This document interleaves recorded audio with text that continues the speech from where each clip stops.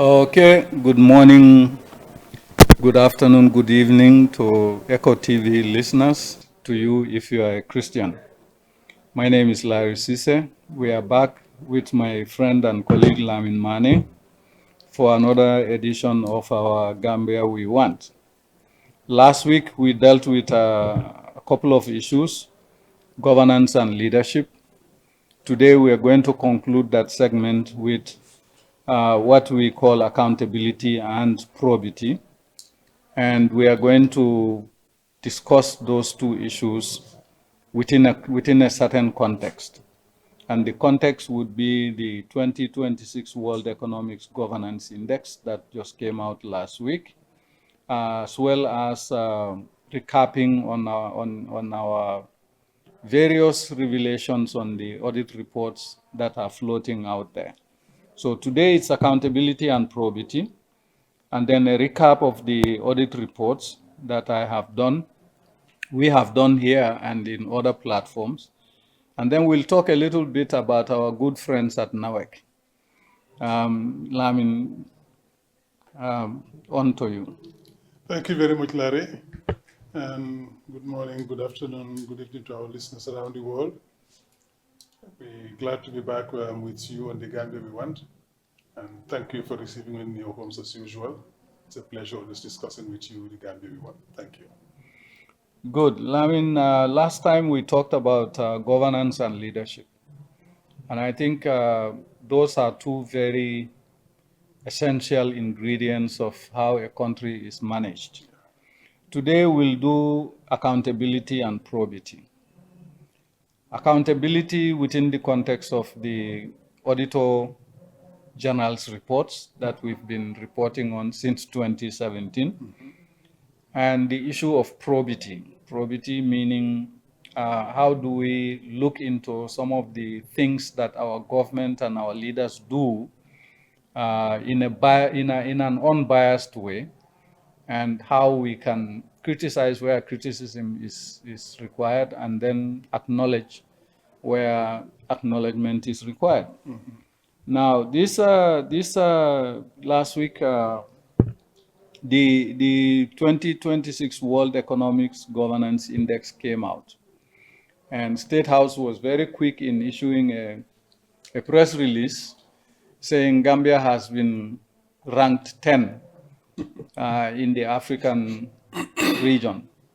What State House didn't say in their, they even gave the percentages to say Gambia has scored 65.4% in press freedom and 54.8% in political rights.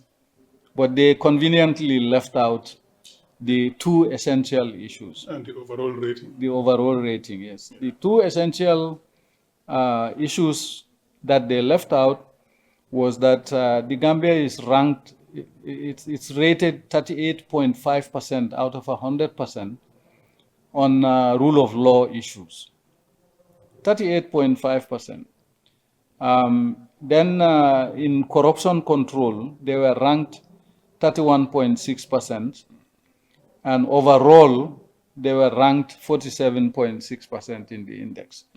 Now, what that tells you, if with these numbers, it corresponds to a C, an average. Yes, an average. Yeah. What that shows also is that if Gambia can be ranked 10 with a 47.6%, you know the African continent is in dire straits where governance and rule of law issues are concerned.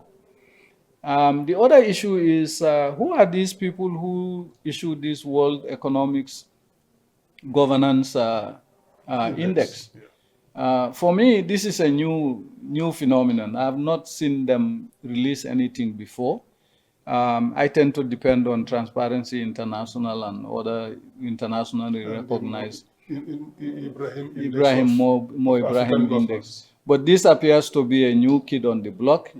And we all know some of our entities, it's like who is the highest bidder.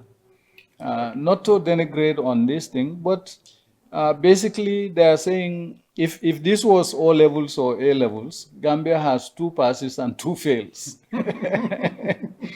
So we cannot run away from that. Yeah. And over 2 passes and 2 fails, and then overall you is a failure because you scored less than 50%. Right. I'll stop there, and then we can talk about the issues around this. Yes. Press freedom, political rights, rule of law, and then the corruption control. Yeah. By the way, these things they almost mirror the Cyprus. Yeah. In some respects, the corruption one and the rule of law side Right. match with the Cyprus, somewhat with the Cyprus poll, but overall, O level, A level, 2 pass, 2 fail, overall failure. Yeah, and you know, when I saw this, I looked at it in the light of the Ibrahim Index on African Governance, Yeah. IIAG, which is a really well-respected barometer of African governance. And recognized. Recognized internationally. You know, I had the opportunity of working with Mo Ibrahim for years when we were on the Coalition for Dialogue on Africa. He was a board member there, and they're doing very well. And the Mo Ibrahim Index places the Gambia, rates the Gambia 47.2 as well. Yeah, you know, it's a failure. It's a failure as well. You know, because you have the 90s, 80s, and 90s, which is an A, and then you have a B, and then you have a C. C is average, and then you have poor, and then very poor.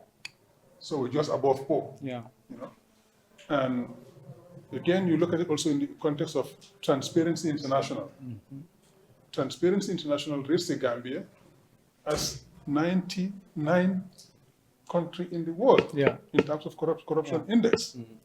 So if Transparency International rates us so poorly, the Ibrahim Index on African Governance rates us poorly, and this one also rates us poorly, because I don't know why they were beating their chest about this. This is nothing to boast about.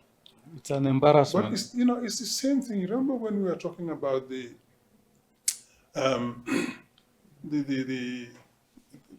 dealings with the World Bank? Yeah. You know, it's the same thing. They were performing very poorly, substantially poorly for years. A protracted failure on balance of payments index. And they get the ECL, the Extended Credit Facility. Yeah, and they were beating their chest about it. Yeah, we got an ECL is a failure. ECL. It means we have failed. This is the same thing here. This index rates them average. The Mo Ibrahim Index rates them average.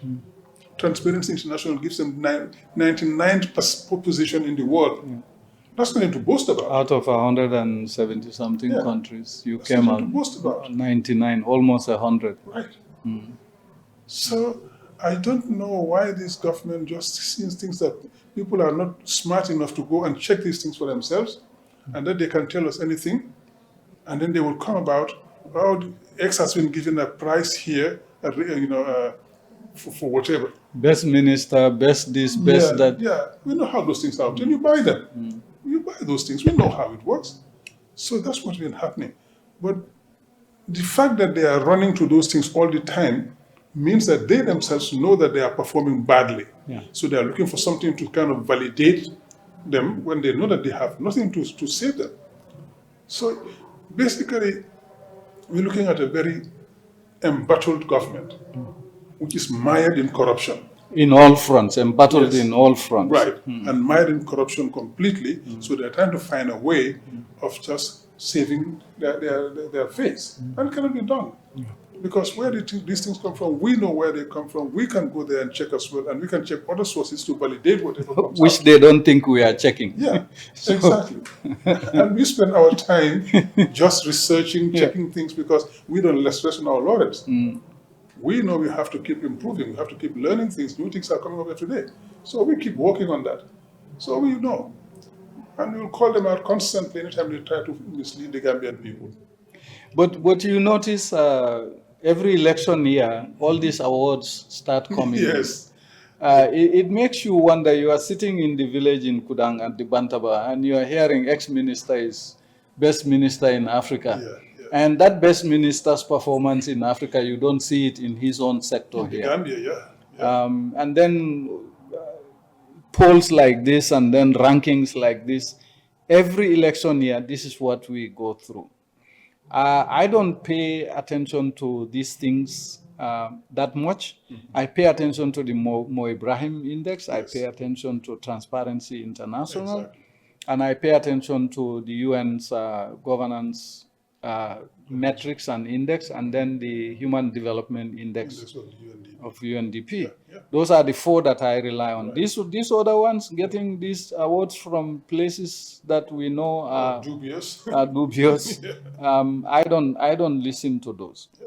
But the more serious issue is that, yes, political freedom, press freedom, there is press freedom. Yes. And one has to acknowledge that the suppression and repression that the press faced during the dictatorship is no longer there. That's true. It has significantly reduced. Political rights also have 54%. Political rights are also above average. And when you compare it to the time of the dictatorship, these rights were nowhere to be found. So congratulations, Mr. Government. Yeah, but for that, yeah. But and they, sorry, go ahead. I was going to say, to sustain that, they must stop trying to induce the press. Yes. Trying to buy them, to get them money to sing their praises, and the press has to resist that as well. I was coming there to say maybe this 54%. This 65% press freedom index is related to the 41 million that was given to the press houses. Yeah, quite possibly. Because you see these certain media houses just defending the indefensible. Yeah. And you see them when the government politically gaslights, they amplify that gaslighting. And this is where the danger is. Whether these figures are for real or not, the fact of the matter is things have improved on the area of press freedom and political rights since the dictatorship. Yes, exactly. But things have deteriorated significantly on the issue of corruption. We keep telling you, our listeners and viewers and those who would listen to us, that corruption is the single most significant betrayal of the public trust. Yeah. And we are in a situation where there is corruption in all layers of our society. And I tend to call it entrenched systemic corruption, because it is entrenched. And this poll has just amplified that. 31.6%, that means our society is fairly very corrupt. Yeah. Yeah. And there is no dancing around that issue. And then the rule of law. You know, we keep saying that under our constitution, we are all equal before the law.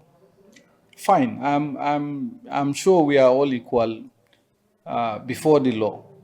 But are we all equal under the law? And that is where some of the rulings are reflected in this 38.5%. If I was a member of the judiciary, I'll be very concerned about this being associated with something like this, because it basically means that they are basically telling us the courts don't adjudicate the way they should adjudicate. And whether we dance around that and just keep playing the ostrich syndrome, or we call it as it is, to say rule of law needs to be improved significantly. Access to rule of law needs to be improved significantly.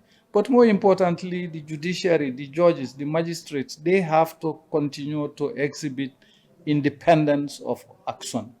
Their judgments should be law-based, should be based on the law, and should be based on evidence. They shouldn't be encumbered in the political way of how things are now. I think we need to keep emphasizing that. We should. Go ahead. Yeah, we should, because, as you said, the perception of corruption is all over this country. Yeah, at all levels. And when you compare it also with the international level, at the international level, it's the same thing. The corruption is there systematically and nothing has changed with that. And we are having that getting worse every day. Last week I was going through, for example, road construction works in Burkina Faso with Captain Ibrahim Traore. He is building an 8-lane highway between Ouagadougou and Bobo Dioulasso. 8 lanes. Which will cut travel time. With interchanges, 9 interchanges, and 28 flyovers. 28. Yeah. 28 flyovers, 9 interchanges, 8 lane, and built from scratch in savanna and desert-like areas. Yes. And it's all domestic resources. Right, nationally funded. And when he went for international consultants and construction companies to build the road, they charged him $5 billion to build that 332-kilometer stretch. Yeah. $5 billion, right?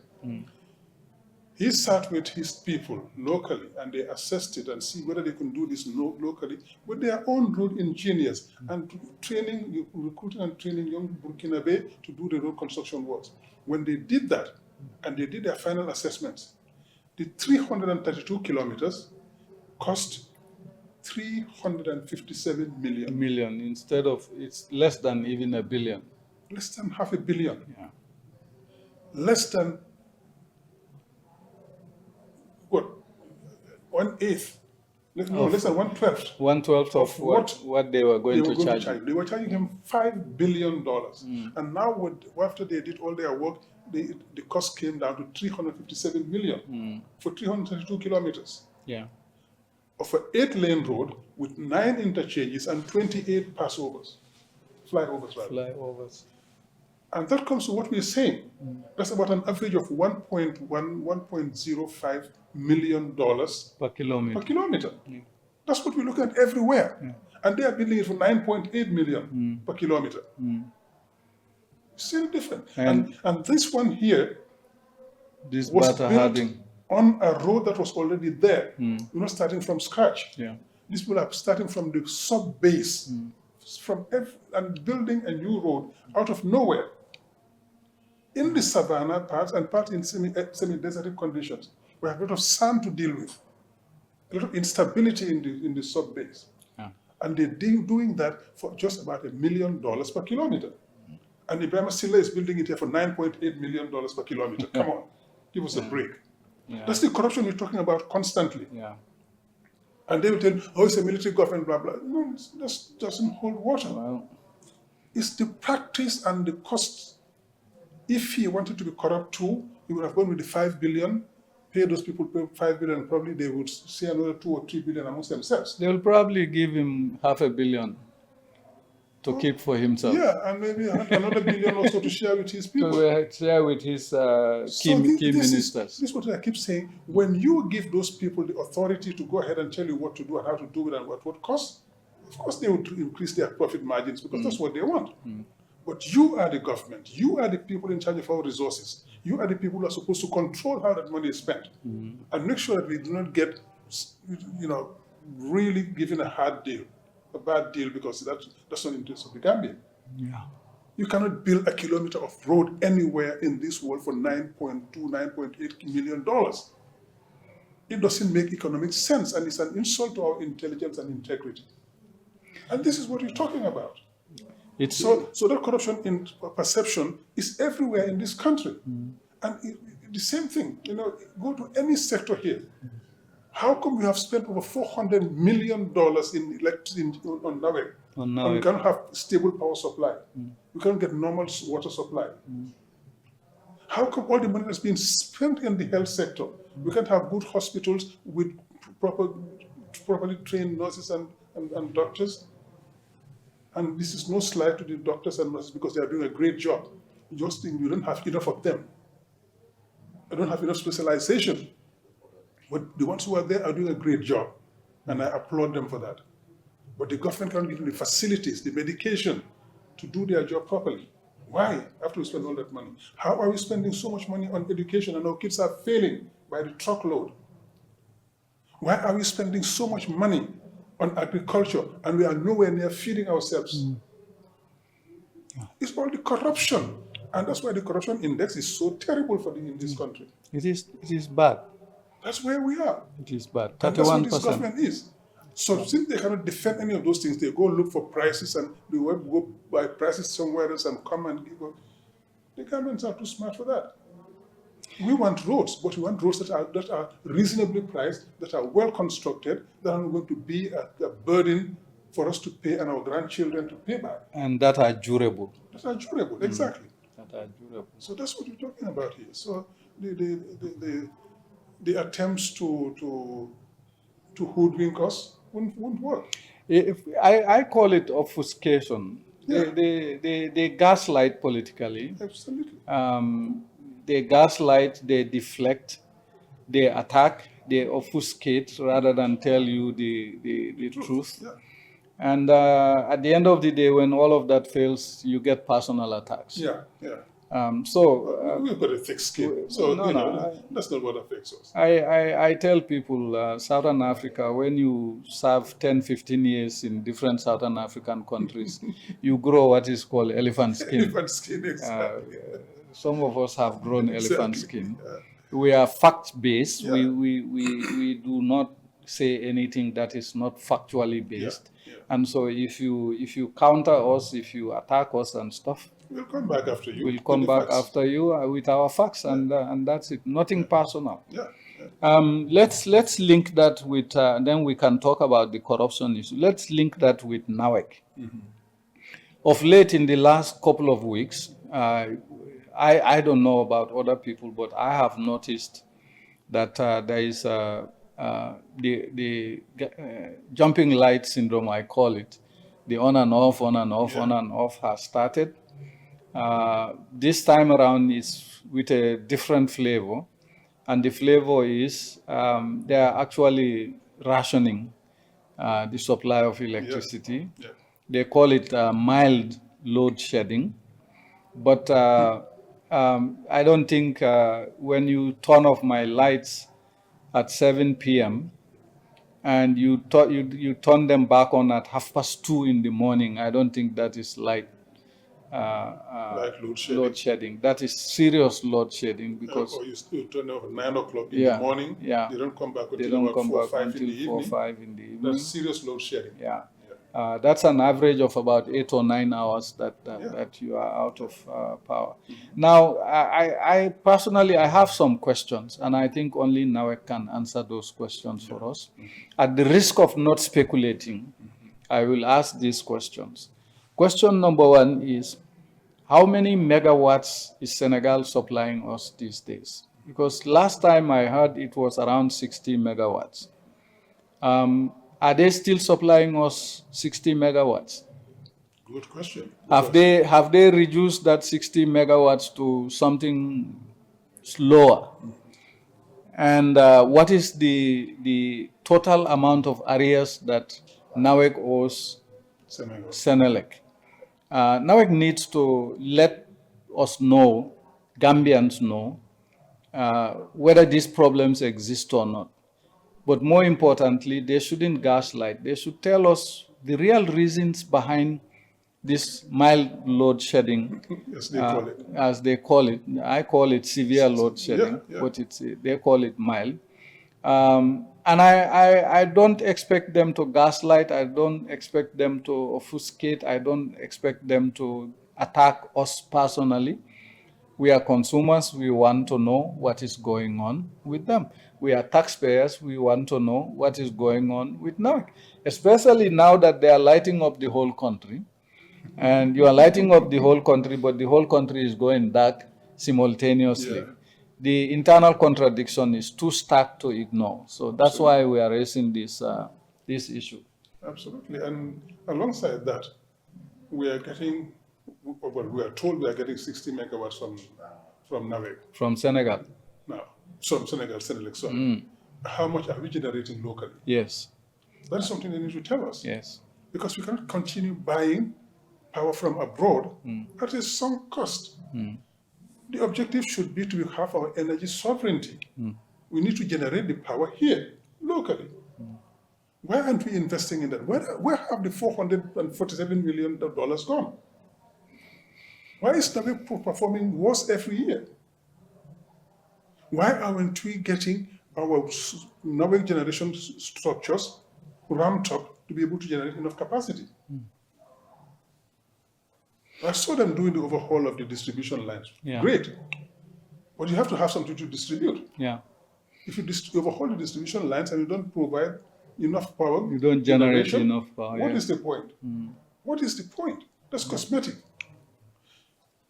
Another thing I think we need answers to is why on earth, in this day and age, aren't they investing in renewable power? Yeah. Clean energy. Mr. Dabu brought in the 30 megawatt power station, solar power station in Jambur.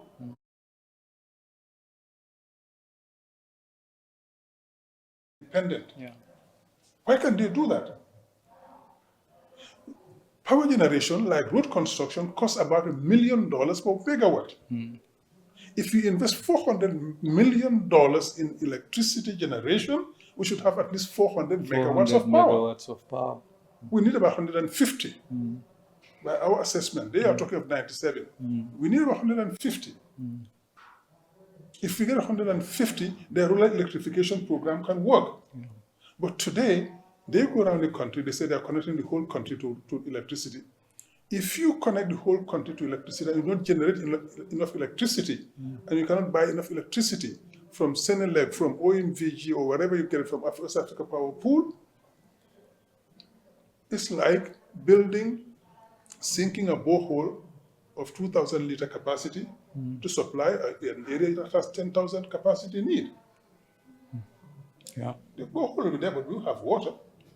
So you connect us to the electricity power grid, you don't generate enough power, you cannot buy enough power, we all go into darkness.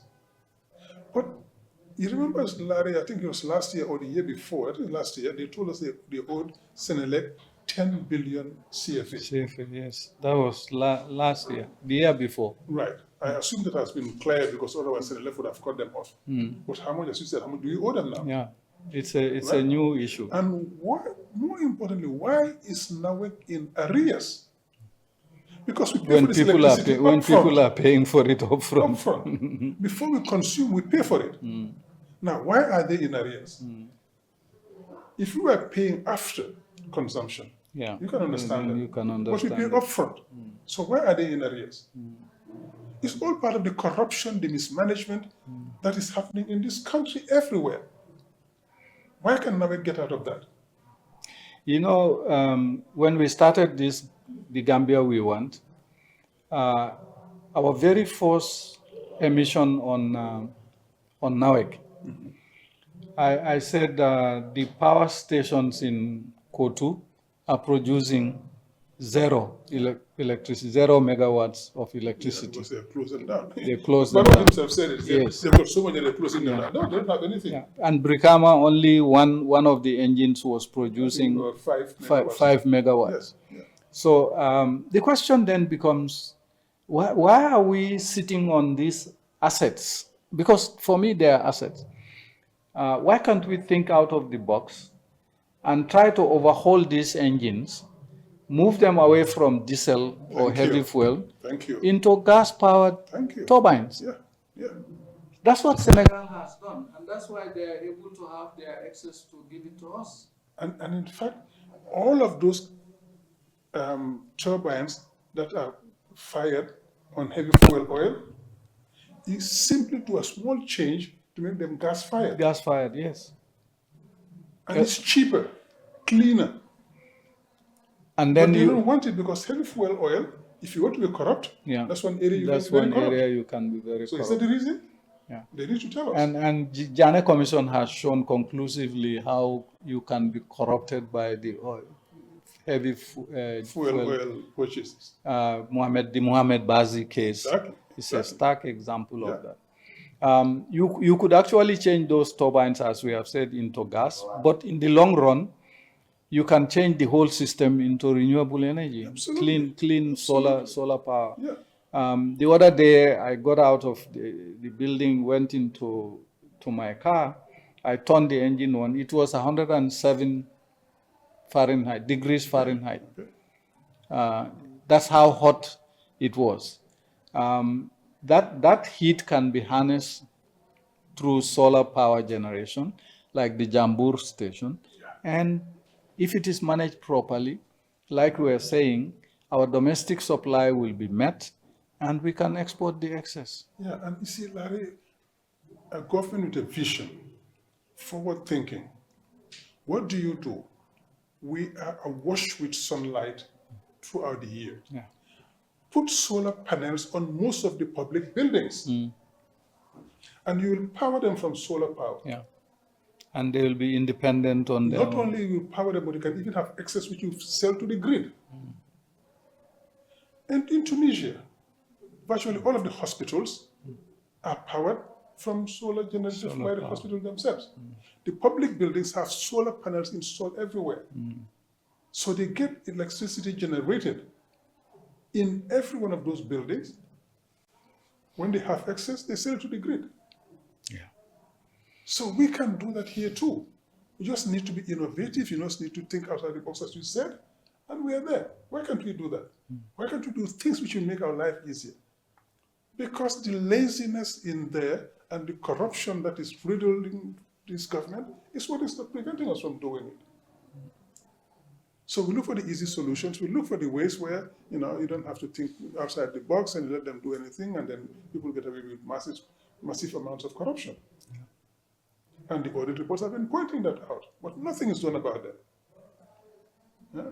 Yeah. You hear commissioners being appointed, and then before long you hear that they've been involved in some corrupt some untoward activity. A anti-corruption commissioner. I haven't heard that he was under investigation or he's been fired, but he should at least be placed under investigation until they know. Suspend him until you find out whether it's true or not. We haven't heard anything from the government. That's why the corruption index is so poor in this country. And that's why the rule of law also is low. And that's why we get the president, being able to stand there and tell you, I'm giving 50 million to women in my party, without telling us where that money is coming from. It's again corruption or perception. Yeah. You give them 50 million, you sell them your party's ID cards at $150 per card, and you end up recovering 10 million above the 50 million, so you have a profit of 10 million. It's I don't know if that is not warped politics. I don't know what is. But we are constrained by time. Let's go back to the recap of the corruption issues that we've been talking about in this program and on other platforms. As always, I like to start where the corruption began. And it began when, in my view, when that 35 million was deposited in the First Lady's account. From and China. When people saw nothing coming out of it, the money not being returned, I think it opened the Pandora's box of corruption. The floodgates were open. The floodgates were open and everybody thinks they can do it. The difference now is that in Yahya Jammeh's time, it was him and his close associates who were benefiting from their corrupt acts.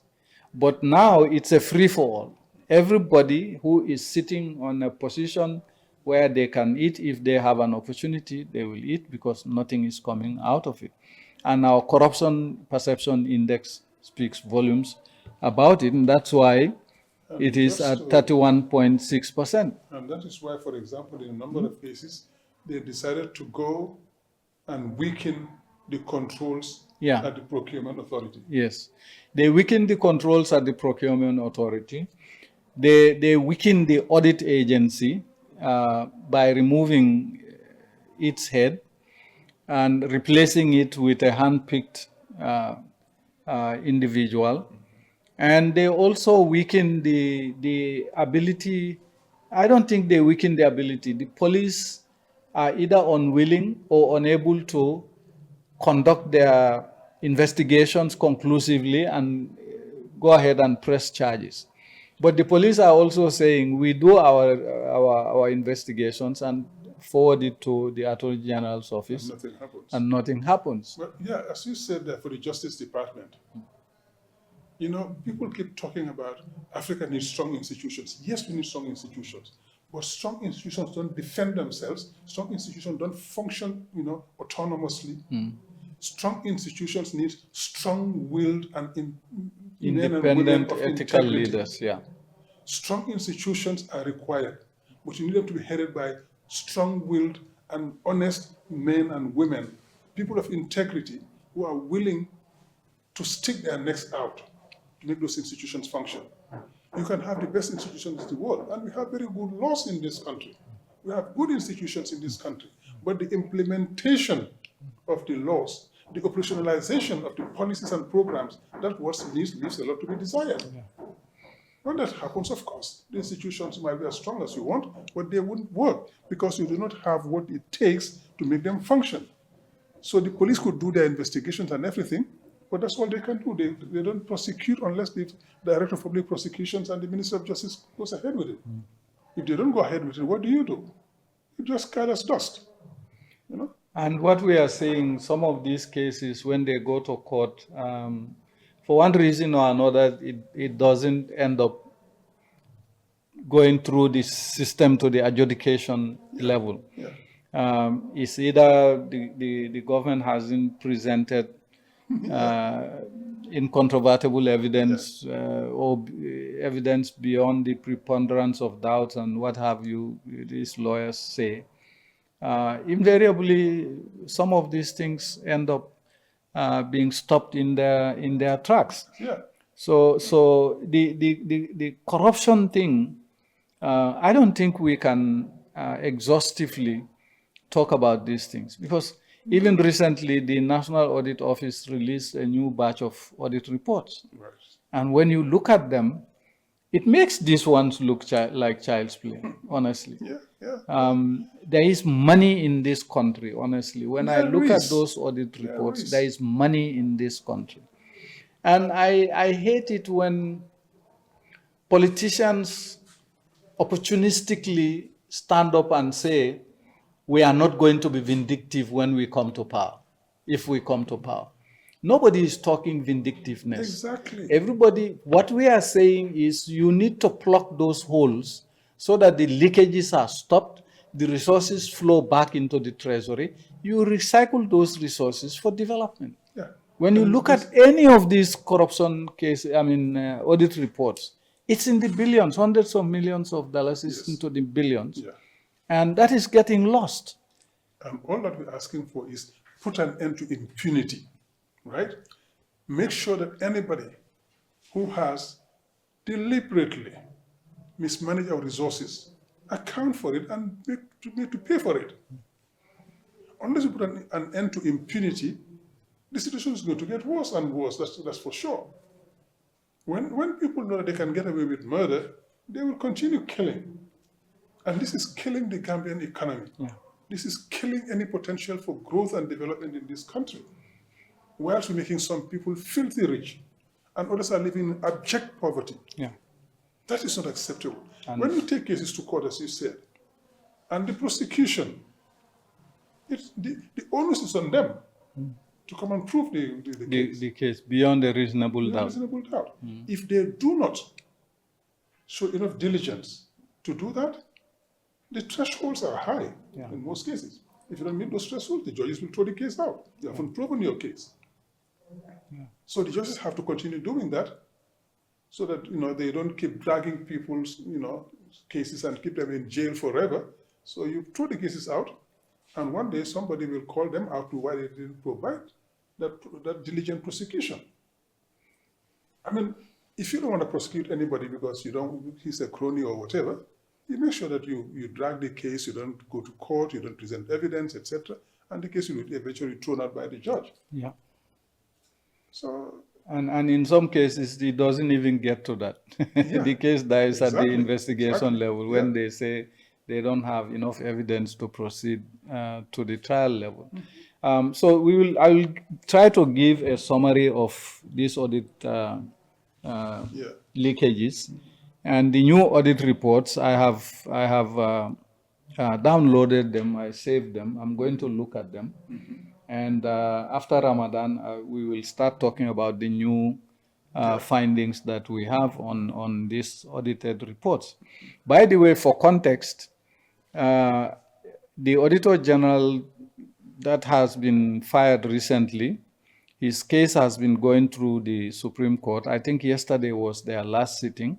So their next sitting, I think they will give a verdict. It will be interesting to see what the court decides on in terms of the legality or illegality around his removal. Yeah, let's hope that the courts will uphold the rule of law. Yeah.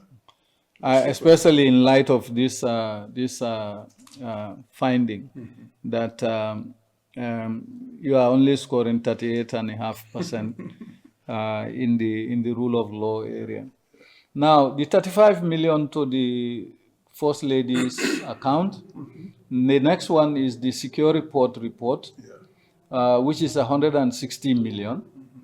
The Banjul roads, 2.4 billion or $41 million.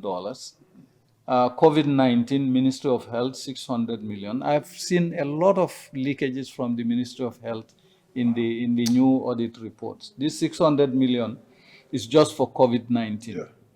And then Social Security Housing Finance Corporation, then 2 billion. But then they ended up giving them, I think, 98 million euros to buy 70 buses, still outstanding. The roads are still congested. Public transport is not out of the woodworks yet. And then the GPA, 400 million just for the ticketing unit alone. Interestingly, Jobate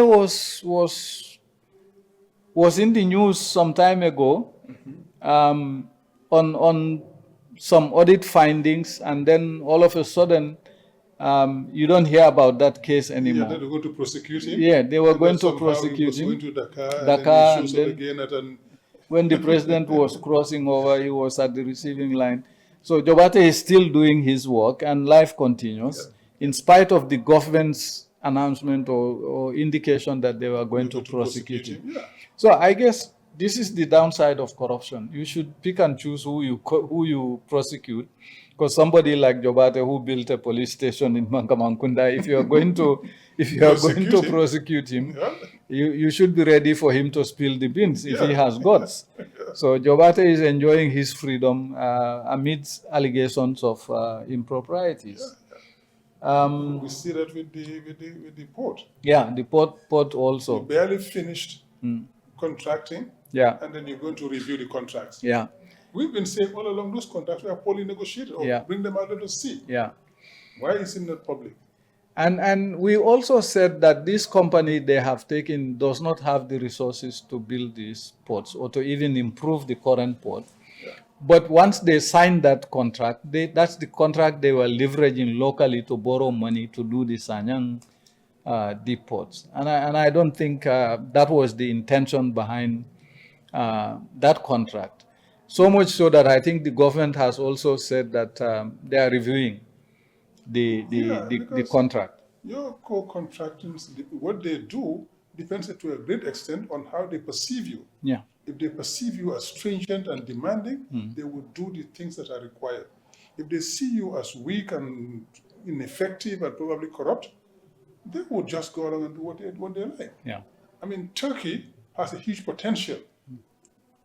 The Gambia can work with Turkey in a win-win situation. Yeah. It doesn't have to be this way. It doesn't have to be this way. We could bring them on board, work with them, get them to finance development in this country, but let it be a win-win. Yeah. You cannot do it to the detriment of this country. Yeah. It won't survive it. Yeah. Yeah. The GAM petroleum issue is also dead. Yeah. That's a sunk cost of $20 million US. Then it was 1.2 billion. At the time, the OIC vehicles will keep talking about these things until they come out and tell us what happened. OIC vehicles, they were supposed to have ordered 100 vehicles.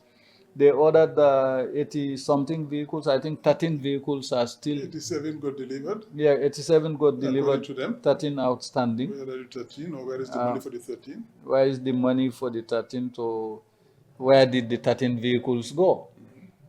Because you see those vehicles being driven around with private license plate numbers. Yeah. So some of them have been driven without any number plate at all. Yeah. The other day I saw one that it was in the evening, around 7. I went to get some bread and it came to the bakery. When they saw me get out of my car, it went back. But they want to see you. Yeah, to see who's coming out of the who's car. coming out of the car. Yeah. So these things are happening. And but Larry, why on earth would the police allow vehicles to be plying our roads without a number plate? Without a number plate, yeah.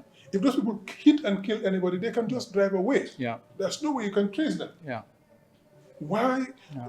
I think I heard the Inspector General of Police say at one point that whoever is on the roads without a number plate, we're going to arrest you. They arrest you. He said that. Why are they not being arrested? When he first came in as IG. Why are vehicles allowed on our roads without a number plate?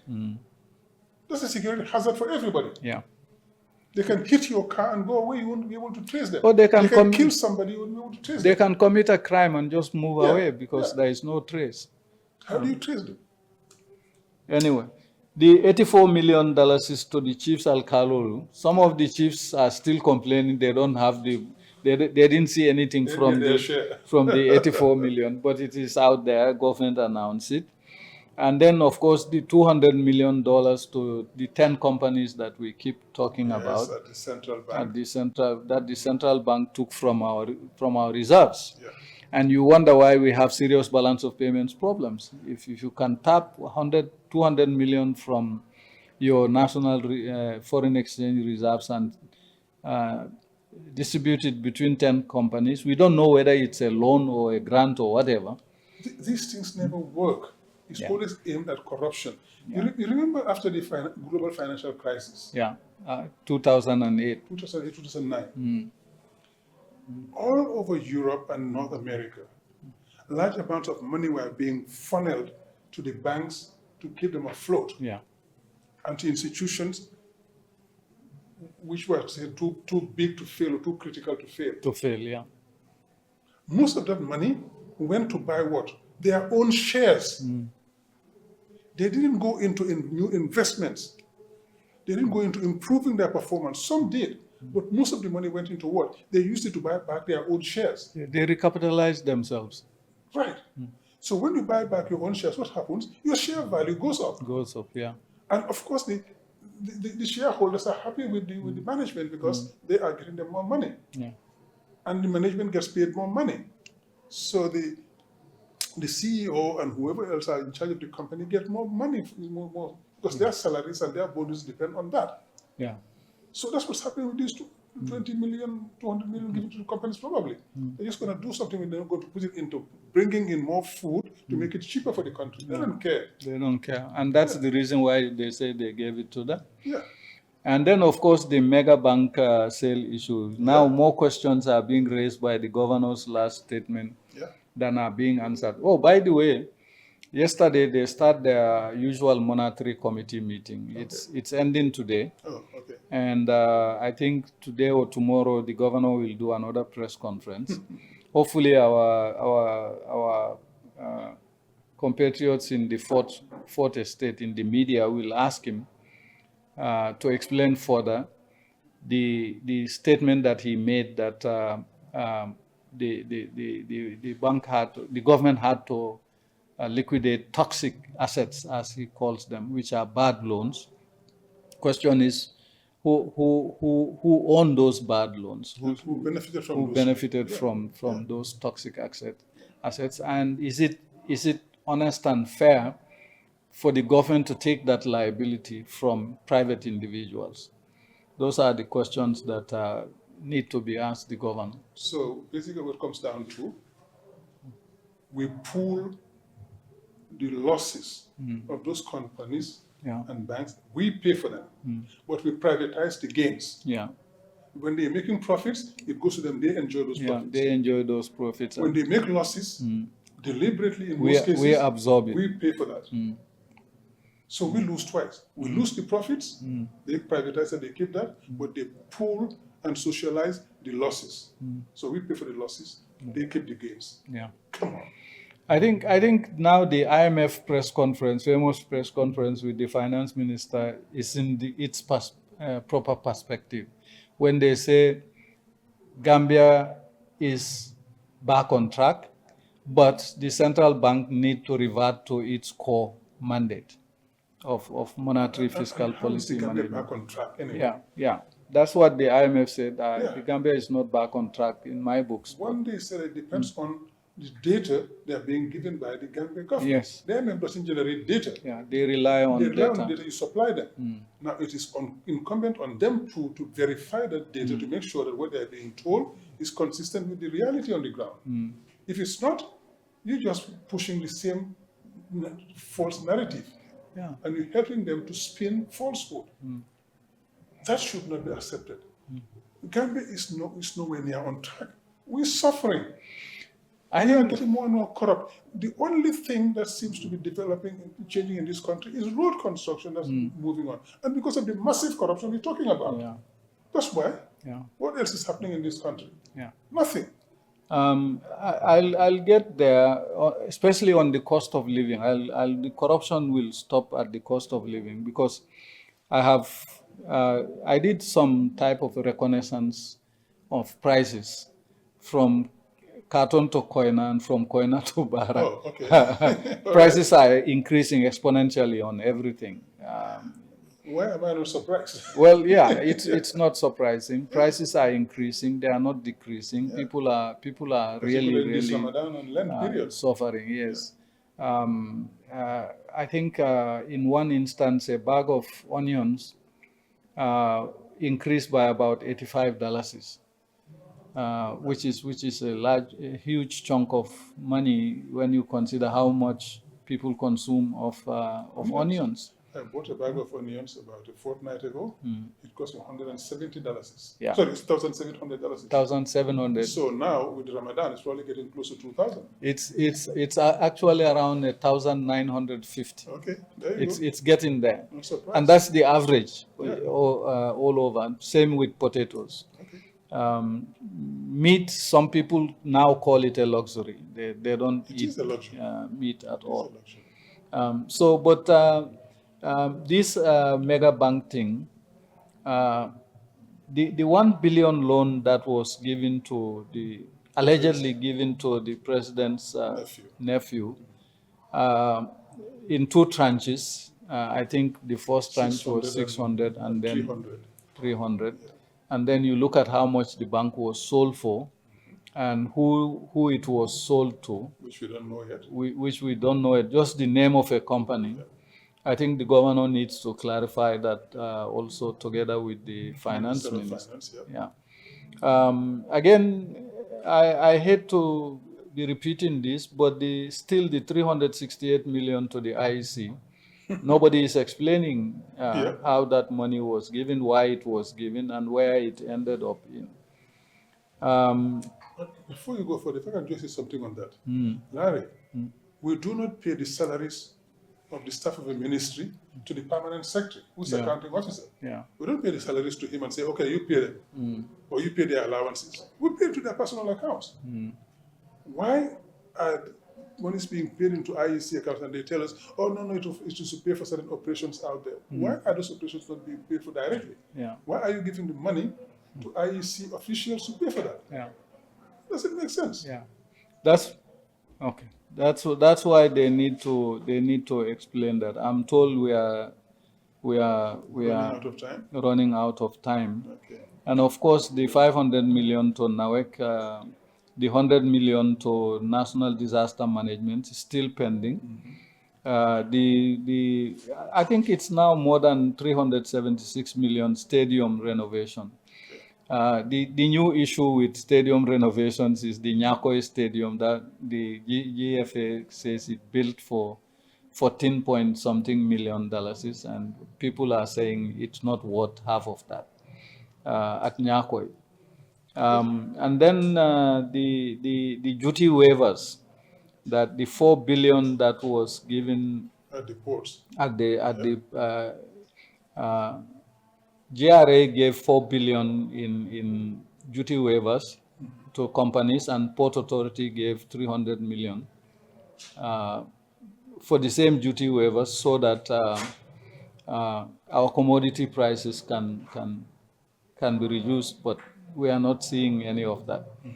The $75 million currency swap for the NRA, the 110 million ecologist case. It goes on. The list goes on and on and on and on. It's not exhaustive. It's a litany of woes. Yes, and Lamin, the interesting thing about all of these things is that the National Audit Office is yet to audit the GPA fully. They've yet to audit the Lands Office fully. They've yet to audit the Office of the President fully, the Ministry of Finance fully, Central Bank fully, GTB fully, Ministry of Agriculture fully. These audits are still outstanding. Yeah, GTB to 2017. GTB also will be a very interesting case. Interesting case, yes. Because GTB has sold most of the lands in the TDA. Yes, to private individuals. And some private individuals, Gambians, who were assigned lands, the land were taken from them, given to other people, and they were reassigned other pieces of land. Yeah. And they are being pressured now to develop that land, or that even that will be taken away from them. I know of somebody who has land somewhere behind the tropics area here, right? He was assigned land in the Brufut Heights. In lieu of that? No, he was assigned something to Brufut Heights first. Okay. That was taken away from him fraudulently and given to somebody else. And now they assign him a piece of land in somewhere behind tropics. And now he's being pressured to develop by that. GTB and the lawyers of somebody who has land next to him, who want to buy his land to develop it. Now they are pressuring him to develop his land or to be taken away from him. So you take away that land from a Gambian who you upset in the first place by taking away his land from Brufut Heights, which you assigned to him. You take it away from him, give it to somebody else. You give him another piece of land behind tropics, and then you have him put him under pressure to sell that to a foreigner who lives next to him, who is developing something next to him, who wants his piece of land to develop his property, to have a bigger thing. So you're putting that Gambian under pressure to give his land to sell to that foreigner, or you take it away from him because he cannot develop it yet to the extent he wants. What kind of country are we living in? Yeah. That's why it's important for this. So GTB should be audited and things should come out. Why is that happening? I told this guy, go to court. But he probably will turn him good money after bad. Yeah, going to court. There was a case in Batokunku, that area that Yaya Jammeh fenced off. A prominent lawyer owned a place there, and he took the government to court. The case took 5 years to adjudicate. 5 years. The Supreme Court, the High Court says return the properties to its rightful owners. It has still not happened. Now, with him, they gave him his property, they gave him the lease. But the rest of the little guys who own properties, they are mostly from the diaspora. Their lands are still not. And that is the other scam with GTB. When they assign land to you, they don't give you a lease until when you develop to their satisfaction. Yeah. Then. So that way they can hold him to ransom. For God's sake, when you give the land to somebody, give him a lease. He can use that lease if he wants to raise money on the capital markets, in the banks, to build his property, if he can get money. But no, they will give you the land, and they tell you, we won't give you the lease until you develop it to our satisfaction. Why on earth is that happening? And the satisfaction quotient keeps changing. Yeah. So why assign land to them, give them their lease for God's sake? Let them use the lease if they want to raise money and build the land. Okay. But they're not. Yeah. I think, Lamin, today we may not be able to do this thing in the local languages. Okay, we can do it next week. Yeah, we are out of time, Out of time. but we've covered a lot of ground. And I think if viewers and listeners are paying attention to what we are saying, all what we can do is to reveal these things and give our perspective. Yeah. The ball is now in the court of Gambians whether they want this corrupt system to continue or they want to put an end to it by voting them out. Yeah. Those are the two stark choices at our disposal. And I think every Gambian should vote these people out before they drown our country to a point we cannot recover it anymore. Yeah, it's already on the brink. Yeah. It's already on the brink. Yeah. I think we'll stop there. Okay. And hopefully we'll see you and everybody else next week. By the way, we haven't commented on the new setup. The new setup, yeah. in this beautifully done. It's beautifully done. You know, this place is getting better and better. Every time you come into this studio, you see a new addition, a new development. And the competence of the staff is just doff my hat to you. Yeah. Great job. Usman and his team, they are doing a great job. Great job. In this studio. I think this is the kind of initiative that government should be encouraging. They should encourage since GRTS wouldn't give the floor to Gambians who finance them. Yeah. At least if these companies do GRTS has become the fifth arm of the government as far as I'm concerned. It's a propaganda machine. Propaganda arm. So let these structures which open their doors to all Gambians. Yes. Irrespective of your political persuasion. Yes, they open to all Gambians. Come here, talk here. And Gambians should be following this station more and more because it reflects the Gambia, not just the government. Yeah. And I hope nobody tries to come after them for that. Well, because when you start opening your doors to everybody, they think you are against the government. No, they are not against the government. They are for the Gambia. Yeah. They are giving the Gambians the opportunity to express themselves, government, opposition, anybody. And the telephone numbers are there. Political, civil society, everybody is coming here. So come here to defend your positions as a government if you have a position to defend. Do not victimize people because they are doing their civic duties as Gambians. And they are investing their money so that they can get people informed. Exactly. So if you want to be part of it, the contact details are there. Yeah. This is a great outfit. Usman and his team are doing fantastic work in and we will all be watching. Making the media. We'll be watching. Don't go after these people. Yeah. They are doing a job that is required in the country. Yeah. So support them. Yeah. And civil society and everybody come here. Yeah. Come to express yourself here. Yeah. And let people hear what is happening in the Gambia. And people make an informed decision when they go to the polls. They are contributing to democracy. They are rendering a public service to this country. It's a private entity with a public service outlook. They are talking to the Gambians about what they need to hear, what they need to know to be able to exercise their democratic rights. So, you know, somebody in a couple of the neighboring West African countries, they apparently have access to our program, This Gambia We Want. Yeah. And in the diaspora everywhere in Europe, North America. I got feedback the last time we highlighted all these corruption cases. I got feedback through my social media accounts, one of my accounts. And the person was saying, I'm sitting here in such and such a place. I think it was in Accra. And he was saying, it's amazing how corruption is so pervasive in all of our countries. Yeah. And then he says, but for the life of me, I don't understand how Gambians can vote for a corrupt government like that. Yeah. He says he cannot understand it. Yeah. And he says to me, look at what we are doing. We issued an arrest warrant for our former finance minister. He ran away. He got arrested. We are in the process of extraditing him. Yes. He says, because we are serious about corruption. Yeah. He says, Gambians are not serious about corruption. Yeah. Very big disappointment. Yeah. He had a good track record before he became finance minister. Exactly. Yeah. He was a person that we all liked. We thought he was different. Yeah. And we got disappointed again. It's like our own issues here. Yeah. Yeah, yeah. People that have a certain exposure, you expect if you give them those positions, they will act Do the right thing. the right things. They end up just becoming rogue. Phagocyted by the system, yeah. and they just do like everybody else. Yeah. That's why it will be interesting to have an audit of the central bank and the Ministry of Finance and all these institutions that we have. That will happen only when Barrow goes. Yeah, well. So we hope that in December they will go. Yeah.